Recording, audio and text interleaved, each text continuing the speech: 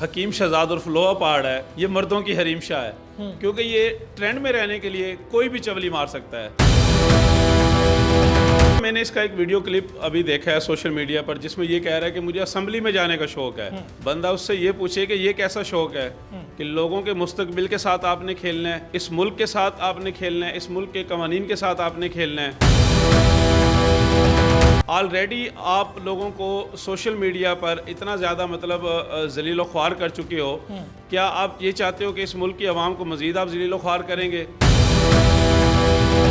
कमज़ोरी की पुड़ी और माजून बेचने वाले क्या हमारे मुल्क का फ़ैसला करेंगे और हमारे मुस्तकबिल का फ़ैसला करेंगे? ऐसा कभी मुमकिन नहीं हो सकता।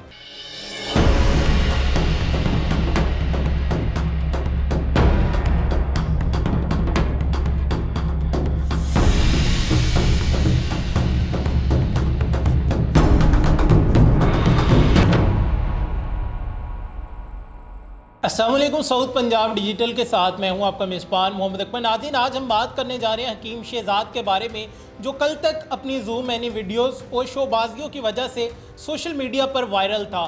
आज उसी हकीम शहजाद ने इलेक्शन लड़ने का ऐलान कर दिया है। NA 175 से उन्होंने ऐलान किया है कि मैं MNA का उम्मीदवार हूँ, मैं अब इलेक्शन में हिस्सा लूँगा। क्या हमारी आवाम जो है वो इतनी पागल है कि कल के एक्टर को अपना लीडर तस्वुर कर लेगी?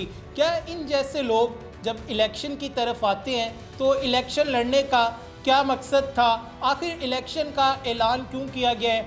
क्या ये एक सोशल मीडिया स्टंट है या फिर बाकी हकीम शहजाद इलेक्शन में हिस्सा ले रहे हैं? इसी पर बात करने के लिए हमारे साथ मौजूद हैं शहजाद अहमद खान साहब, सीनियर जर्नलिस्ट है, सीनियर तज्जियाकार है। शहजाद भाई, ये बताइएगा कि हकीम शहजाद ने इलेक्शन लड़ने का ऐलान कर दिया है, इसको आप कैसे देखते हैं और इसका मंशूर जो है वो क्या है? जी, सबसे पहले तो आज आपका जो टॉपिक है वो बज़ाते खुद एक ऐसे शख्स पे है जो कि मर्दों की, जिसे अगर हरीम शाह कहें तो बेजाना होगा, क्योंकि ये ऐसा शख्स है जो सोशल मीडिया पर ऊट पटाक बातें करके और लोगों को हंसाने का एक काम कर रहा है, और लोगों की अट्रैक्शन जो है अपनी तरफ लेने का जो इसका मकसद है वो सिर्फ ये है कि इसको सोशल मीडिया पर एक बूस्ट मिले और व्यूवरशिप मिले।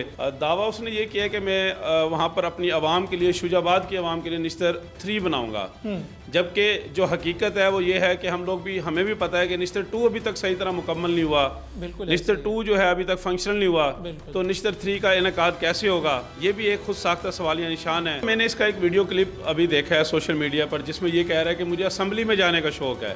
बंदा उससे ये पूछे कि ये कैसा शौक है कि लोगों के मुस्तकबिल के साथ आपने खेलना है, इस मुल्क के साथ आपने खेलना है, इस मुल्क के कवानीन के साथ आपने खेलना है। ऑलरेडी आप लोगों को सोशल मीडिया पर इतना ज़्यादा मतलब जलील ख्वार कर चुके हो, क्या आप ये चाहते हो कि इस मुल्क की आवाम को मज़ीद आप जलील ख्वार करेंगे? उसकी वजह यह है कि आपने देखा होगा कि अक्सर जो मुख्तलिफ जनूबी पंजाब से ताल्लुक़ रखने वाली लड़कियां हैं, जो उन्होंने जब इसको कॉल की हेल्प के लिए, उसमें मैं आपको एक वाक़या कोट करता हूँ। लिया की एक लड़की है जिसे क्रिकेटर बनने का शौक था, तो उसको कोई माली इमदाद भी चाहिए थी और कुछ ये है कि सपोर्ट चाहिए थी क्रिकेट के अंदर, PCB के थ्रू जो कुछ सपोर्ट चाहिए थी। उस लड़की के नसीब हारे और उसने इसको कॉल कर दी किसी दोस्त से नंबर लेके, और इस मस्करे शख्स ने, इस बेहुदा शख्स ने सोशल मीडिया पर उसका इस तरह मजाक उड़ाया कि पहले तो इसने उसका जो पर्सनल नंबर था वो सोशल मीडिया पर इसने पब्लिश कर दिया। बिल्कुल, ये वीडियो वायरल भी हुई थी। नेक्स्ट जब उस लड़की ने इसको दोबारा कॉल की कि आपने ये मेरे साथ क्या किया है, तो इन्होंने कहा कि आपको इस वक्त PCB का चेयरमैन देख रहा है, मुख्तलिफ इदारे देख रहे हैं, इवन के वज़ीर आज़म भी आपको देख रहा है, तो आप अपने घर का एड्रेस बताएं, आपकी मदद की जाएगी। उस खातून ने, उस लड़की ने जब अब इसकी हेल्प लेने के लिए जब इसको नंबर, अपना होम एड्रेस बताया है, तो इस मस्करे शख्स ने, इस बेहुदा शख्स ने उसके जो घर का एड्रेस था वो भी सोशल मीडिया के ऊपर पब्लिश कर दिया है, जो कि मैं सोचता हूँ कि बिल्कुल इसने गलत किया है। ऐसा शख्स, क्या आप उससे उम्मीद लगा सकते हैं? क्या किसी तरह की आप उम्मीद वाबस्ता कर सकते हैं कि ऐसा शख्स जो है वो असेंबली में जाके आपको रिप्रेजेंट करेगा, इस कौम का नुमाइंदा बन सकता है? कतई नहीं बन सकता। शहजाद साहब, बिल्कुल आपने बताया कि जिससे माओ बहनों की, बेटियों की इज्जत की परवाह नहीं है, तो ऐसे शख्स के लिए जो अवाम का रद्द अमल है वो क्या है? वो कहते हैं कि अवाम मुझसे प्यार करती है, अवाम मुझसे मोहब्बत करती है। क्या वाकई अवाम मोहब्बत करती है? आवाम की मोहब्बत का सबूत मैं ये देता हूँ, आप सोशल मीडिया पर स्क्रॉल मारें इसके पेज को, और डिफरेंट जो है चीज़ें आपको वहाँ पर मिलेंगी। ओवरसीज़ पाकिस्तानी हैं जो कि इसकी कोई जो माजून है उसके पैसे पूछते हैं तो ये उनको लाखों में बताता है। तो वो वीडियो कॉल के अंदर, लाइव स्ट्रीमिंग के अंदर इसको गालियां देने लग जाते हैं। ये इसका मेयार है। अवाम की इससे क्या मोहब्बत है आपको बखूबी पता है कि लोग इसको सोशल मीडिया पर, इसके आप कमेंट्स में चले जाएंगे, अगर कमेंट्स बॉक्स के अंदर जाएंगे तो लोगों की बेतहाशा जो है ना आपको गालियां मिलेंगी। अरशद नदीम हमारे एक कौमी हीरो हैं जिन्होंने पूरी दुनिया में हमारी वो पहचान बने हैं। उन्होंने पूरी दुनिया से जो है वो सताइश हासिल की है, अप्रिसिएशन हासिल की है, पूरी दुनिया में हमारा नाम रोशन किया है। और इस बंदे ने उस शख्स को भी नहीं छोड़ा। इसने उसका मजाक बनाया, उसको इमदाद के तौर पर पहले इसने गिफ्ट के तौर पर पैसे दिए और बाद में उसको कॉल करके कहता है कि मुझे मेरे पैसे वापस कर दो।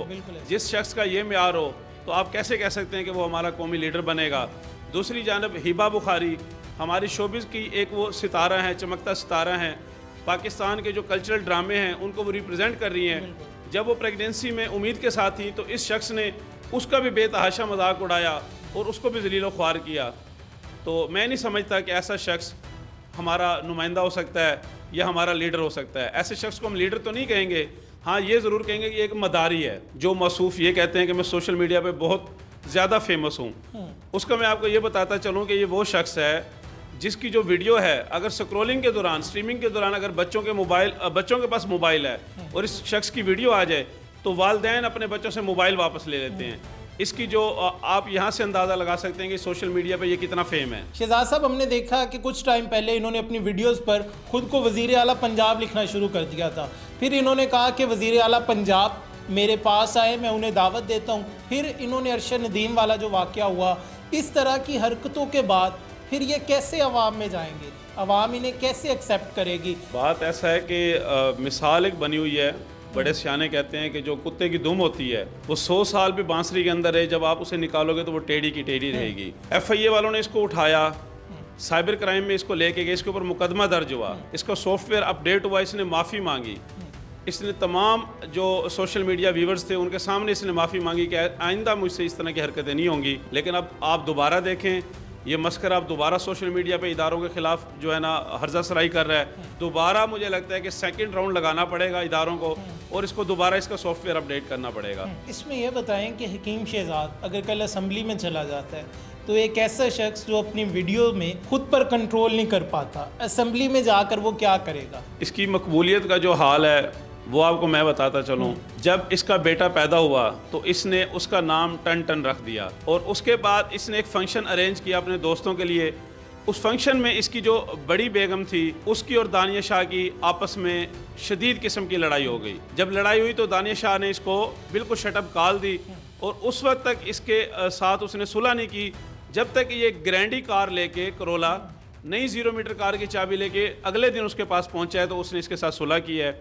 जिस शख्स की अपने घर में नहीं चलती उसकी असम्बली में क्या चलेगी? लेकिन शहजाद साहब, दूसरी तरफ हम देखते हैं कि आपने कहा कि पब्लिक के साथ सिंसेयर होना चाहिए, तो इन्होंने लंगर खाने भी बनाए हुए हैं, आवाम के लिए वैसे भी जो वेलफेयर का काम होता है वो भी करते हैं, तो फिर वो किस वजह से करते हैं अगर ये सिंसेयर नहीं है? बात ऐसा है कि ये तमाम चीज़ें जो हैं ये पंप एंड शो हैं। आपको भी पता है कि कोई भी नेकी का काम है, अगर दीन इस्लाम में हम देखें तो जिसमें अगर आप रियाकारी ले आते हैं आपकी वो कोई इबादत कबूल नहीं है।